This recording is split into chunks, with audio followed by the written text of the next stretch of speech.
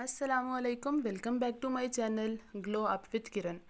आज मैं आपको बताऊंगी मूली के पराठे की रेसिपी, जो खाने में बहुत ही मज़ेदार होते हैं और इन्हें बनाना बहुत ही सिंपल है।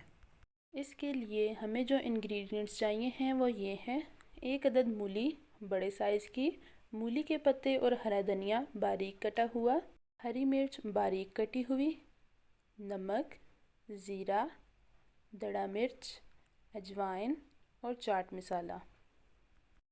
सबसे पहले हमें चाहिए मूली। मूली मैं यहाँ एक बड़े साइज़ की ले रही हूँ।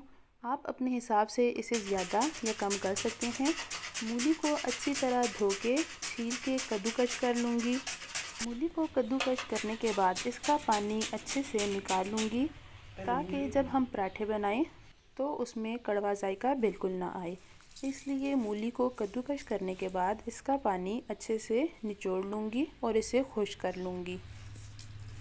मूली को कद्दूकस करने के बाद निचोड़ लिया है। अब मैं इसमें तमाम स्पाइसेस ऐड करती जाऊँगी। याद रहे कि नमक ज़्यादा नहीं डालना, वरना आपके पराठे कड़वे बनेंगे। तमाम स्पाइसेस इसमें ऐड करने के बाद मैं इसको अच्छे तरीके से मिक्स कर लूँगी। आप चाहें तो मिक्सचर में देसी घी भी ऐड कर सकते हैं, इससे मिक्सचर और भी ज़्यादा अच्छा बनेगा।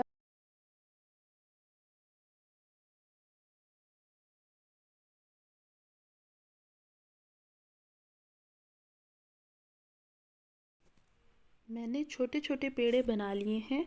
अब मैं इसको बेल लूँगी। पेड़े जितने छोटे बनेंगे इतने ही पराठे पतले बनेंगे, और पराठे जितने ही पतले बनेंगे इतने ही क्रिस्पी होंगे, और तभी आपको खाने में मज़ा भी आएगा। एक रोटी बेल ली है। अब मैं दूसरी रोटी को भी आहिस्ता आहिस्ता बेलती जाऊंगी। दूसरी रोटी को बेलने के बाद मैं इसके ऊपर मिक्सचर ऐड करती जाऊंगी। मिक्सचर ऐड करने के बाद आप इसको बेलने की मदद से भी बेल सकते हैं, लेकिन मैं इसको हाथ की मदद से बड़ा कर लूँगी। इस तरह भी ये आसानी के साथ हो जाती है। इसी तरह बड़ा करने के बाद मैं इसको तवे पे डाल लूँगी। फ्लेम मैंने पहले ही ऑन कर लिया है और तवा गरम हो गया है। रोटी मैंने तवे पे डाल दी है।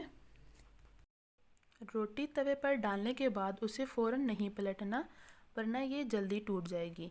मैं यहाँ देसी घी ऐड कर रही हूँ, आप चाहें तो दूसरा घी भी इस्तेमाल कर सकते हैं। जब रोटी एक साइड से थोड़ी सी पक जाए तो मैं इसे दूसरी साइड पर पलट लूँगी। देखें, एक साइड से पराठा अच्छे से बन गया है। अब मैं इसको दूसरे साइड से पका लूँगी। अच्छे तरीके से पकाएंगे ताकि इसमें कोई भी कच्चा टेस्ट ना आए। पराठे को अच्छे तरीके से पका लिया है। हमारा पराठा माशाल्लाह से तैयार है, और हमने दूसरा पराठा भी इसी तरह तैयार कर लिया है। आप भी अपने घर में ये रेसिपी ट्राई करें। ये बहुत ही ज़्यादा आसान और झटपट से तैयार हो जाता है, और बारिश के मौसम में इसे चाय के साथ खाने में बहुत मज़ा आता है।